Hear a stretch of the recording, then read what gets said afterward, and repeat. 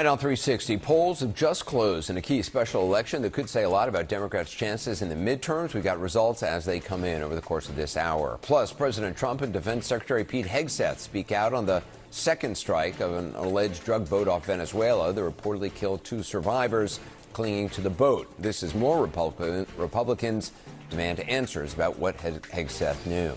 And a blistering verbal attack from the president against Somali immigrants in America, saying he doesn't want them in the country.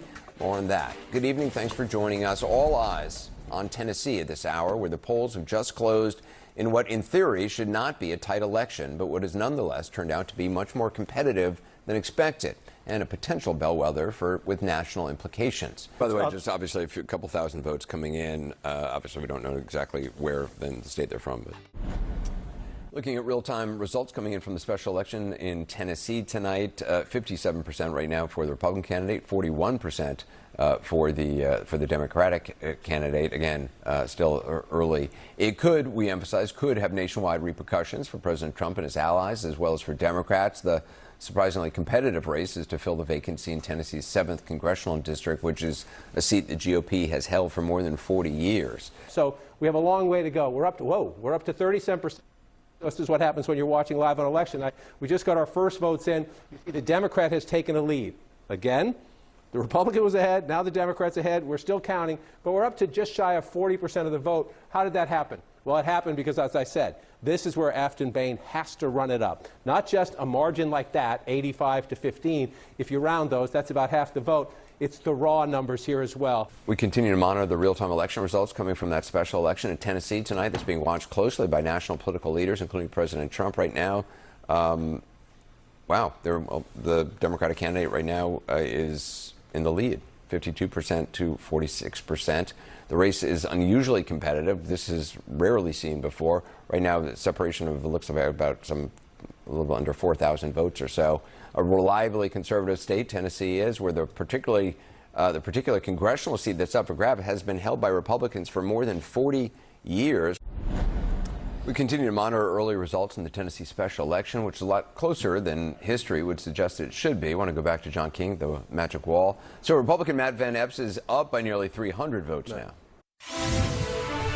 We have some breaking news on this special election night here in America, as we are awaiting the results right now of what has become an unexpectedly competitive race in Tennessee. Right now, the Republican candidate in that race, Matthew Van Epps, has just retaken the lead against the Democrat in that race, Afton Bain.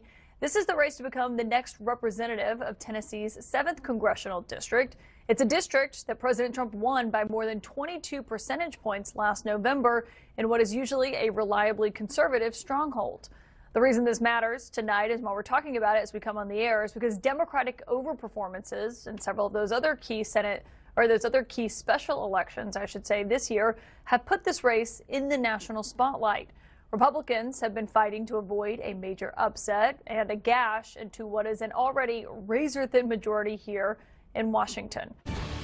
Welcome back to special election night here in America. President Trump has just congratulated the Republican Matt Van Epps in the special election for Tennessee's 7th congressional district. The votes are still coming in. It's a district that the president knows well. He won it by 22 points last year. John, can I pause you just for one moment, because we can now make a projection in this race. CNN can project that Matt Van Epps, the Republican in this race, is going to be the next representative of the 7th congressional district and Tennessee, winning this special election. And obviously that is a sigh of relief for House Speaker Mike Johnson, as we were talking about that close razor-thin majority here, that they have that margin in Washington, John. But continue with what you think the biggest takeaways will be. We do have breaking news this evening, as CNN can now project that the Republican Matt Van Epps has won the special election in Tennessee's 7th congressional district. That is staving off an attempt at a stunning political upset by Democrats from the candidate in this race, Afton Bain, who you just heard from here. It's a district that, of course, used to be considered a conservative stronghold. And when I say used to be, I mean last year, because President Trump won this district by more than 22 points in the presidential election. The president has already weighed in tonight, congratulating Van Epps here and calling this, quote, a big win in all caps.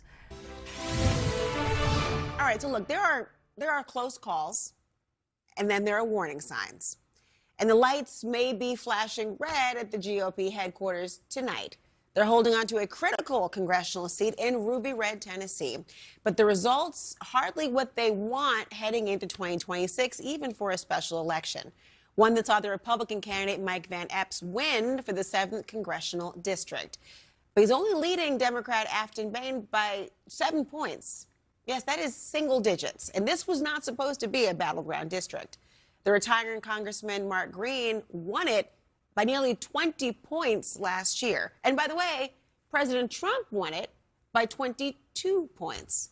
So you could practically hear the giddiness from Democrats as the results rolled in tonight, even though the Democrat lost.